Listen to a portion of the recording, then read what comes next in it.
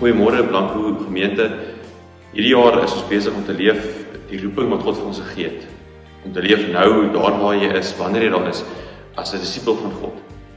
En dit was amazing geweest die laaste paar weke wat ons besig was met God se asem tussen die bladsye. En die eerste siklus het ons nou die dag klaar gemaak het. En ons is opgewonde oor die volgende siklus 2 week 1 wat ons vandag mee begin. Wat ons in die volgende 6 weke saam gaan praat oor en uit die boek Rigters. En die boek is eintlik so interessant, iets wat ons nie noodwendig altyd lees nie, maar selfs die teks wat julle vanoggend vooraf gelees het, of julle dit gesien het, dit is die voorskou, soos toe ons in die fliek ingegaan het en ons het gaan 'n fliek gaan kyk, die voorprente wat gewys was. Rigters 2 wat ons vandag behandel is basies soos dit. Dit vertel vir ons van hoe die res van die boek gaan uitspeel en hoe die res van die stories wat ons gaan lees, die bloudruk daarvoor, dit is wat Rigters 2 vandag vir ons gee. Ons is opgewonde om saam te wees en om saam te kan gesels oor wat God gaan doen in hierdie volgende paar weke deur hierdie boek wat ons saam gaan lees. Voordat ons daaroor gaan praat vandag, kom ons bid saam met mekaar en ons vra God se seën en leiding ook vir vandag. Vader, ons prys U en ons sê vir U dankie dat U wel U woord vir ons gee, dat U stories vir ons oorvertel word met die doel dat ons dit nie sal vergeet nie, dat ons U nie sal vergeet nie en dat ons nie van U af sal kan weggaan nie. Dankie vir hierdie stories wat ons gaan lees uit Rigters uit die volgende paar weke. Dankie vir dit wat ons spesifiek vandag ook gaan leer uit Rigters 2 uit. Dat U vir ons daarso iets verduidelik van 'n proses wat binne in ons daagliks gebeur, wat ons kan help as ons bewus is daarvan om meer en meer soos U te kan leef. Mag U woord ons seën vandag, mag U Gees ons seën en laat ons moed hoor by U vandag en ons harte vasmaak. Amen. Het jy al ooit in 'n winkelsentrum ingegaan, jy saam met jou kind wat al klein was, of jy wat kan terug onthou toe jy 'n klein kind was en jy was saam met jou ouers na 'n mall toe gewees en op 'n stadium besef jy hou nie meer jou kind se hand vas nie. Hulle is nie meer saam met jou nie. En dan ewe skielik so koue sweet oor jou uitgeslaan en jy het paniekerig geraak en gestres en gedink, maar waar is hy? Waar is sy? Is sy okay? Is sy veilig? Ek onthou as 'n kind het ek so een of wat keer ook weggeraak, my ouers verloor vir 'n oomblik en ek onthou daai vrees wat binne in my hart was en daai stres wat ek beleef het. En ek het gevoel wees, maar ek wil by my ouers uitkom want ek weet nie wat om te doen sonder hulle wat teenwoordig is in my lewe nie. En iets van dit lees ons vandag uit Rigters 2 uit. As ons daai teks vat, dan sien ons dat dit is presies wat die Israeliete ook beleef het in die tyd van Rigters. Moses het hulle gehelp way back in Egipte om as slawe daar uit te kom, het hulle gehelp en begelei deur die woestyn om veilig daardeur te gaan met God wat teenwoordig was. Joshua het die Israeliete toe gehelp om in hierdie beloofde land te kan ingaan wat God vir hulle gegee het al jare terug. Hy het hulle gehelp om dit in te neem en net daarso te kan begin leef. En nou is die Israeliete in hierdie omgewing. Hulle is in hierdie land met 'n klomp goed wat rondom hulle aan die gang is.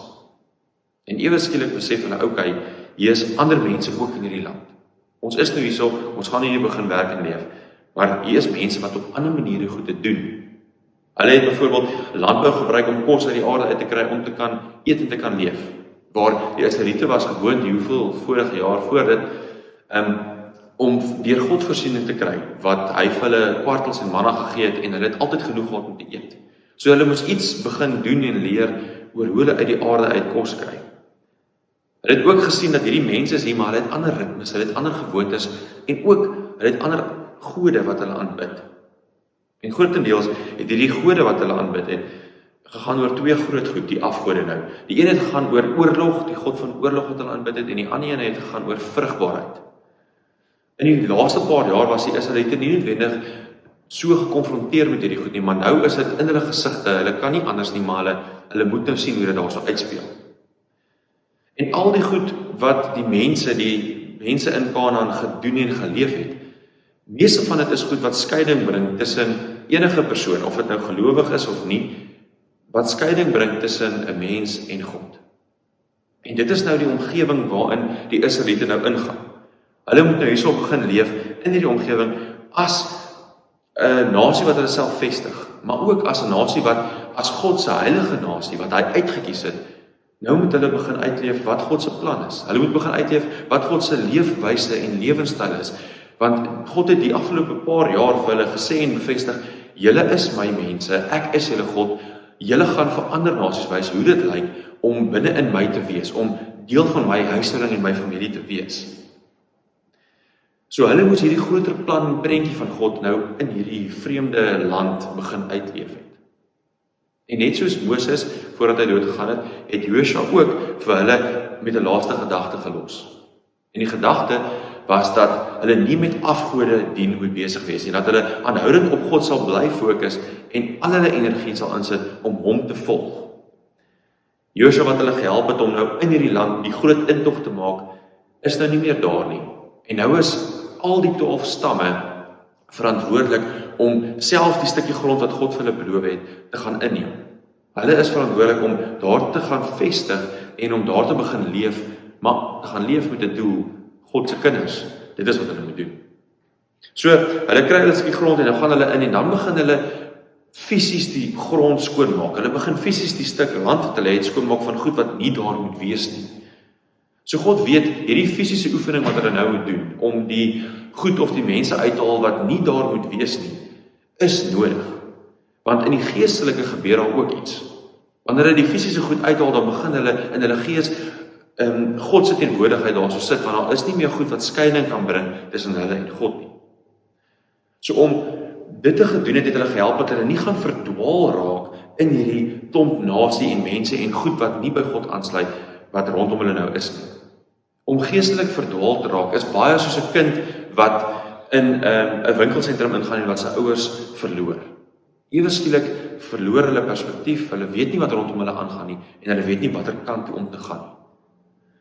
En die hartseerste ding van alles is dat dit is presies wat die Israeliete gedoen het en wat met hulle gebeur het. Hulle het al die waarskuwings wat Josua vir hulle gegee het en die challenges wat hy vir hulle gestel het hulle van vergeet met tyd. Toe hy gesterf het en die mense het ook gesterf wat hom geken het hulle vergeet wat God se storie is. Hulle het vergeet die laaste 100 jaar wat hulle saam met, of honderde jaar wat hulle saam met God gestap het, en wat God alles gedoen het, hoe hy wil hê hulle moet leef, het hulle alles van vergeet, want daar was niemand wat meer hierdie stories oorvertel het nie. En dit het ook naderhand gemaak dat hulle begin swaar kry het, want in hierdie verdwaal wees in wat rondom hulle aan die gang is, het hulle swaar kry beleef. Daar was ongelukkig vir hulle in hierdie nuwe fisiese land en ook in hierdie nuwe geestelike raamwerk waarin hulle is, nie 'n stelsel of 'n struktuur of eintlik 'n persoon wat hulle kon help om hulle fokus op God te hou nie. En dis eintlik die hartseerste ding van alles, want van dag 1 af wou God self saam met mense 'n pad stap, individueel, intiem met hulle. Adam en Eva, God het met hulle gepraat. Hy wou nooit gehad het om dit tussenganger wees, iemand wat hulle moet help om hulle fokus op God te hou nie. God wou gehad het dat ons fokus is hy, dis al wat dit is. Maar hierdie raamwerk wat nie daar was nie, het gemaak dat hulle vergeet het van God, dit het gemaak dat hulle vertroue op ander goed begin sit, en eintlik het dit gemaak dat hulle in hulle self begin leef, en hulle het vergeet om gehoorsaam te wees aan God. Hulle het net vanuit hulle eie begeertes, hulle eie wil begin funksioneer, en dit was al wat belangrik was, want dit is ook hoe die res van die nasies, die res van die mense wat in Kanaan was, geleef en gefunksioneer het, dag in en dag uit. So God was vergeet gewees, en hulle het eintlik heeltemal net ophou om te soek na sy wil.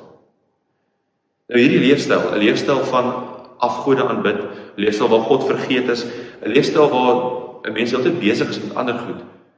Dit is ongelukkige leefstyl wat God kwaad maak. En dis nie kwaad in die sin van hy's 'n ou grys oom wat op 'n stoel sit en nou hy is net woedend en nors nie. Dis nie die prentjie nie. Hy raak kwaad want die mense wat hy so liefhet, die mense vir wie hy alles doen en alles wil gee, draai weg van hom af. En dis iets wat ons moet verstaan wat deel van God is, want ja, God is liefdevol. God is een wat omgee. Hy is regverdig. Hy is jaloers. Dit is alles deel van wie God is, want die een wat hy so liefhet, ons mense, die Israeliete daai tyd, die mense wat hy so liefhet, wil hy ook hê, jy moet hom net so terug lief hê, jy moet hom bo enigiets anders en bo enige ander persoon ook liefhet. En daarom laat dit dan toe dat die ander nasies rondom die Israeliete hulle ook inneem, dat hulle ook onderdruk kan word, Want dit is die ding wat nou, dit is die keuse wat hulle gemaak het, en dit is die keuse wat dan nou oorspoel na hulle toe. Ek dink wel, dit is nie wat God wil hê nie, dit is nie iets wat wat vir hom lekker is nie. Ons lees ook in Rigters 2 dat dit is, hy kry die mense jammer wat swaar kry, wat verdruk is, dit is nie vir hom lekker nie. So die doel is nooit om seer te maak van God se kant af nie, maar soos wat ons uit baie ander Bybelboeke al geleer het, is die doel van die, as ons dit nou kan noem, straf, dat mense kan besef, hulle het hulle self ver verwyder van God af. Dat mense kan besef, God is nie so rondom ons nie, die een wat altyd voorsien, wat konstant altyd vir ons lief het. Ons is nie by hom nie, en dan moet ons terugdraai na hom toe. En dit is die mees amazingste ding van wie God is, dat hy laat 'n mens nog nooit ten volle oor na jou eie lot nie. Hy is so bly en so dankbaar wanneer ons terugdraai na hom toe, want dan weet hy, ons kan weer saam met hom in sy teenwoordigheid wees. Soos wat 'n ouer sy kind weer kan kry in die winkelsentrum, die vreugde wat daar is, die opgewondenheid, ons is weer by mekaar, dis dieselfde wat God voel oor sy kinders. En dit is wat so amazing en eintlik bo ons koppe gaan, wat grootheid betref oor God se goedheid en God se genade. Want ten spyte van die ongehoorsaamheid wat daar is, die wegdraai wat die mense heeltyd uitgeleef het, is God die een wat nog steeds daar bly, naby en teenwoordig. En dit is die een ding wat ek dink regtig vir ons net soveel troos moet gee. Want alhoewel die mense daardie foute gemaak het, alhoewel ons daagliks nog steeds foute maak, is ons in daai posisie, is ons klaar vrygemaak en verlos, dat ons by God kan wees en terug kan gaan na hom toe, sonder dat daar iets is wat 'n skeiding kan bring in ons verhouding met hom. En dit is nou hierso waar die hele konsep van die rigters of die storie van die verskillende mense waarvan ons gaan lees, uit rigters uit op die tafel kom. Die rigters, die persone, is nie noodwendig mense wat konings was nie. Dis nie noodwendig mense wat die beste morele keuses gemaak het nie. Dis nie noodwendig populêre of bekende mense nie. Dis nie noodwendig die leiers wat enige persoon self sou gekies het nie. Maar dit is mense wat die enigste doel op aarde het, om mense wat verdwaal en verstrengel is tussen die nasies, weer terug te draai na God toe. En dit wys eintlik net vir my dat hierdie mense wat nie perfek is nie, hierdie rigters, dit is hoe lief God ons het, dat hy enige persoon, dat hy enige situasie wat ons moontlik kan bedink, wil gebruik, dat ons weer naby en in sy teenwoordigheid kan wees en kan leef. En dit is vir my die wauwste deel van wie God is. Hy wil alles doen, dat ons naby hom kan wees. En dit is wat die heeltyd in die verhale gaan gebeur, wat ons gaan lees uit Rigters uit, en ook baie dele van die Bybel ook. Mense soek na God, hulle vra na sy stem, Rigters 2 begin waar hulle vra vir hom, of Rigters 1 begin waar hulle vir hom vra, wat moet ons nou volgende doen, wat is die plan? En hulle doen dit, en alles gaan goed. Maar dan verloop tyd, en ewe skielik is daar mense wat fokus verloor, en hulle vergeet van die Here. En dan is dit ongelukkig so, dat hulle nie meer inval by sy wil nie, hulle is nie meer by sy voete nie, en dan raak die volk eintlik net in hierdie goed wat rondom hulle is verstrengel. Hulle word verstrengel en vasgevang in die buurnasies se gewoontes. In die gewoontes wat nie God gewoontes is nie. Die keuses wat die mense maak, se gevolge haal hulle op die einde van die dag in. So wanneer dit dan rof gaan, wanneer dit swaar gaan, dan besef die mense eintlik hoe ver hulle self van God verwyder het. En dan roep hulle na God, en dan ewe skielik draai hulle na hom toe en hulle wil regmaak. En genadiglik vergewe God dan. En hy stuur iemand wat hulle kan help. Okay, kom ons begin weer, kom ons begin reg. Uit my goedheid en liefde stuur ek iemand om julle te help. Maar ten spyte of nie net danksy God se goedheid en liefde nie, maar ook danksy God se regverdigheid stuur hy iemand. Want God wat homself uitken en verduidelik as iemand wat regverdig is, bevestig net daai verbond wat hy gesluit het. Die verbond wat vandag eendag staan, dat hy sê, julle is my mense, ek sal julle God wees, ek sal julle nie laat gaan nie, is iets wat God bevestig wanneer hy sê, dis reg, ek gaan niemand stuur, kom ons begin weer, kom ons kom in mekaar uit, kom ons hou aan hierdie pad stap, al het julle verkeerde keuses gemaak, al het julle weer weggedraai, ek is konstant, ek is regverdig, ek wil saam met julle wees. En dis die siklus wat die hele tyd volg in hierdie boek van Rigters. En dit is 'n siklus wat ons moet verstaan, dit is iets wat ons help in ons lewe, want dit is vir ons 'n disippelskap tool om te gebruik. Dit is iets wat ons kan help om op God te fokus, om by sy wil in te val, elke dag van ons lewe. So, ek gaan vra vir myself af, die vraag, wat het 'n kind nodig in 'n winkelsentrum, sodat hy nie hoef te verdwaal nie? Want ek wil verstaan, wat het Israel nodig gehad, daai tyd, om nie te verstrengel te raak deur die nasies rondom hulle nie. En ook vir ons vandag, wat het ons dan ook nodig, om nie verdwaal te raak, tussen wat rondom ons aan die gang is nie. En dit is eenvoudig, ek onthou my ouers het vir my dit ook geleer, hulle het vir my gesê, as jy alleen is, verdwaal is in die winkel, moenie paniekerig raak, moenie rondhardloop nie, wees net kalm, vra vir 'n persoon, ek weet nie waar my ouers is nie, hierdie is die klere wat my ma aan het, help my soek asseblief. Gaan na die kassier toe en sê, hulle moet jou help soek na jou ouers. Dis die tipe goed wat hulle vir my gesê het. So, wat leer ons uit hierdie teks uit Rigters 2 uit, om ons te help om te verstaan, okay, ons hoef nie te verdwaal in ons lewe nie, ons kan by God bly. Nou, daar's 3 goede wat vir my uitgestaan het. Die een is, ons moet ons omgewing ken, ons moet weet wat aan die gang is. Want net soos die Israeliete, wat in 'n spesifieke land gewoon het daai tyd ingegaan het, woon ons nou vandag hier in George of waar ook al jy is. Ons is tussen mense, by die huis, by die werk, by die skool. Ons is besig met mense elke dag van ons lewe. En baie keer is hierdie mense se oortuigings dalk nie dieselfde as ons nie. Hulle keuses wat hulle maak is nie keuses wat ons sou gemaak het nie. Maar Israel in daai tyd het te veel en hulle het te goed gekyk na die mense wat rondom hulle is. En hulle het die fokus verloor wat hulle moes gehad het op God.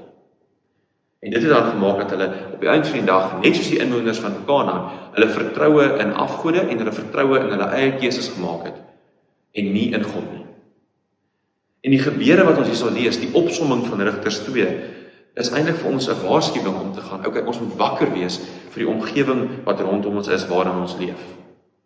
Want byvoorbeeld, die samelewing rondom ons is baie vasgevang in die goed wat as vanselfsprekend aanvaar word in die lewe. Die common sense goed in die lewe. Hierdie goed gaan oor die leefstyl wat ons uitleef. Waarop spandeer ons geld? Wat is die goed wat ons op die TV kyk of op YouTube of op Netflix ons tyd mee besig hou? Hoe behandel ons ander mense? Hoe praat ons met en agteraf van ander mense? Wat is vir ons reg en wat is vir ons verkeerd? Waarop baseer ons daai besluite? Dit is die goed wat elke dag in ons lewe is. En as ons die goed net vanselfsprekend aanvaar en eintlik net dink, almal doen dit, ons hoef nie daar te dink nie, alles is okay, dan is ons ook besig om verstrengel te raak. Net soos die Israeliete in die nasies en in die buur mense rondom ons. Want ons fokus behoort eintlik te wees, maar wat is vir God aanvaarbaar? Wanneer ons aan die een kant baie keer dink, dis aanvaarbaar om ons geld net op onsself te spandeer, wat sê God daaroor? Hoe wil hy moet ons maak verantwoordelik leef as sy kinders met sy geld wat hy vir ons gee? Vir sommige mense is daar nie 'n beperking van hoe jy praat met ander mense nie. Jy kan as jy vriendelik is, kan jy mooi praat, maar as jy kwaad is, kan jy iemand skree en skel. Vir ander mense is daar nie 'n beperking op die hoeveelheid wat ons eet of die hoeveelheid wat ons drink nie. Ons kan net maak wat ons wil. Maar wat is God se idee daarvan? Wat sê hy daaroor? Deur ons omgewing te ken, deur wakker te wees vir wat rondom ons aan die gang is, val ons nie vir daai common sense ding of almal doen dit so dis okay mentaliteit. Wat aangaan in die samelewing kan heel waarskynlik nie noodwendig vir God aanvaarbaar wees nie. En as ons dan self besluit, ons besluit wat goed of sleg is, ons sê wat reg of verkeerd is, ons dink wat die beste is, dan verdwaal ons net soos 'n kind in 'n groot winkelsentrum, net soos die Israeliete verdwaal het. Want op die einde van die dag is God en sy riglyne wat hy vir ons gee, die enigste een wat kan sê wat en hoe ons moet leef. En ons moet binne in daai instruksies inval. Daarom ken jy omgewing. Weet wat rondom jou aan die gang is, laat jy binne in God se riglyne kan inval en nie binne in die common sense van die dag inval nie. Die tweede ding wat ons help om nie te verdwaal nie, is om God se reaksie op sonde wat tweeledig is baie keer te kan weet en te verstaan. Hierdie teks is baie ernstig vandag oor hoe God dink oor sonde. Hy keer nooit sonde goed nie. So aan die een kant is God die een wat eis dat ons onverdeelde aandag en onverdeelde eer en volg agter hom sal aansit en aan niks anders nie.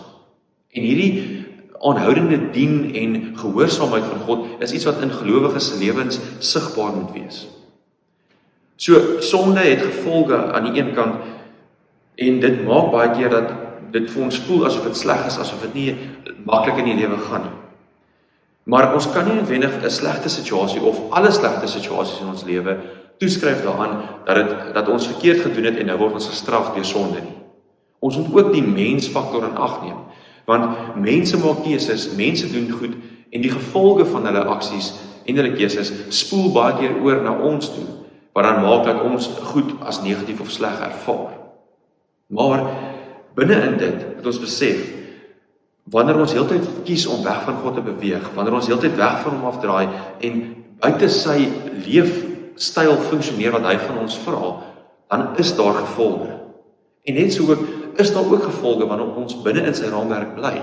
Albei kante het albei gevolge.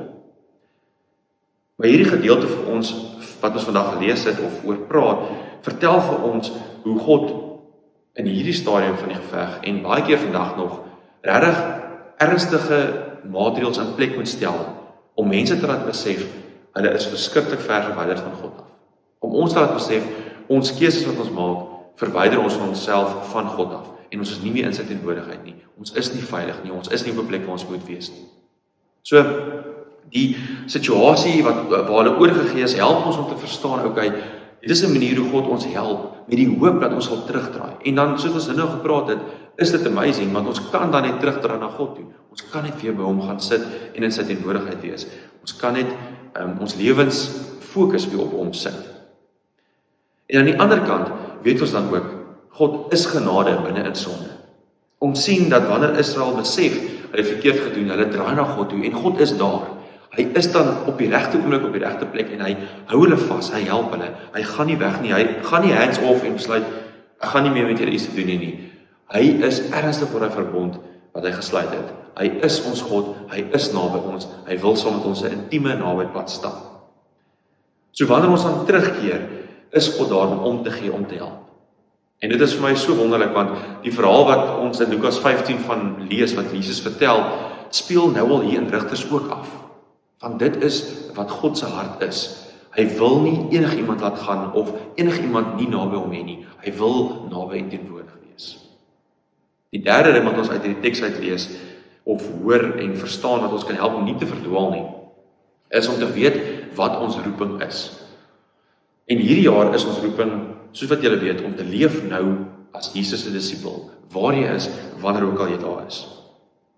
Net soos wat die rigters, die persone oor wie ons gaan lees, die leiers waarvan gepraat word, ook gaan leef om die fokus weer terug op God te sit, so moet ons ook elke dag leef, om die mense rondom ons te help, om op God te fokus, en nie op hulle self of nie op die goed wat rondom hulle aan die gang is te fokus nie.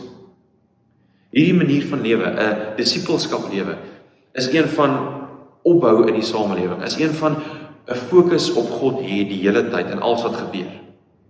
Dit is een wat help dat mense rondom ons vergeet van hulle self en die vraag vra, maar hoe wil God hê moet ek hiermee maak? Hoe wil hy hê moet ek hierdie ding benader? Wat is sy plan met die hele situasie? Ons weet ons roeping is nie om by die common sense van die wêreld of van die dag of die goed wat rondom ons aan die gang is in te val nie. Ons roeping is om in God se hande te bly, veilig in sy arms en om sy koninkryk 'n realiteit op aarde te maak. Nou hierdie verhaal en die res van die verhale wat volg in Rigters gaan vir ons baie keer vreemd wees, dit gaan snaaks wees, dit gaan vir ons dalk nie sin maak nie en dit gaan vir ons dalk te erg klink. Maar die verhaal wat ons lees uit Rigters en die siklus of die proses wat ons vandag uit Rigters 2 uit verstaan, 'n siklus van verval, verdrukking, vergifnis vra, God wat rigter stuur, wat vrede bring, net om jouself weer te herhaal. Dit is 'n siklus wat ons moet weet, is in ons lewens, wat ons elke dag mee gekonfronteer word. En ek dink dis hoekom hierdie boek ook vir ons uitdagend gaan wees, en ek dink baie keer frustrerend gaan wees.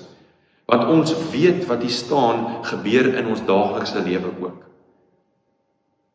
Maar is wel bekend, dat in die hele geskiedenis van die wêreld, wanneer mense oor hulle eie ek begin fokus, en wanneer mense uit hulle eie self begin besluit wat reg en verkeerd is, dan is die wêreld in absolute chaos.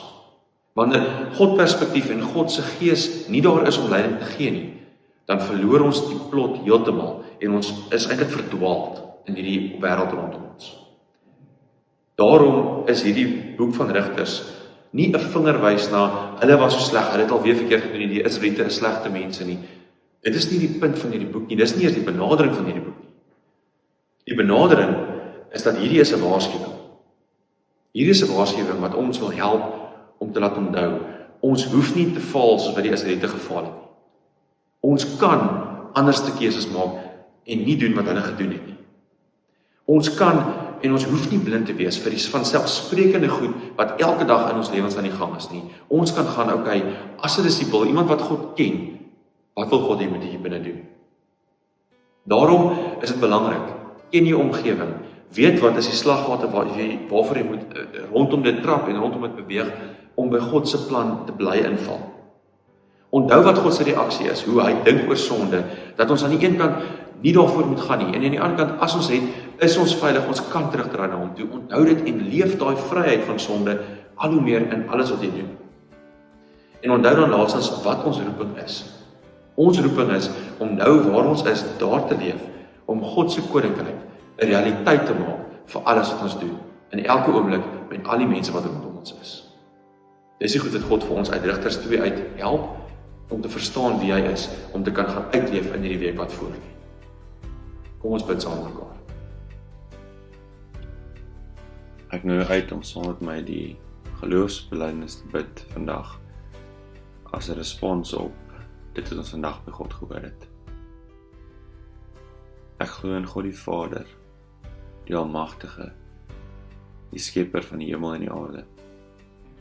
Ek glo in Jesus Christus, sy enige gebore Seun, ons Here, wat ontvang is van die Heilige Gees, gebore is uit die Maagd Maria, wat gelei het onder Pontius Pilatus, gekruisig is, gesterf het, en begrawe is en ter helle neergedaal het. Wat op die derde dag weer opgestaan het uit die dood, wat opgevaar het na die hemel, en sit aan die regterhand van God, ons almagtige Vader, vanwaar hy sal kom om te oordeel, die wat nog lewe, en die wat lankal reeds gesterf het. Ek glo in die Heilige Gees. Ek glo aan 'n heilige algemene Christelike kerk, die gemeenskap van die heiliges, die vergewing van sondes, die opstanding van die vlees en 'n ewige lewe. Amen.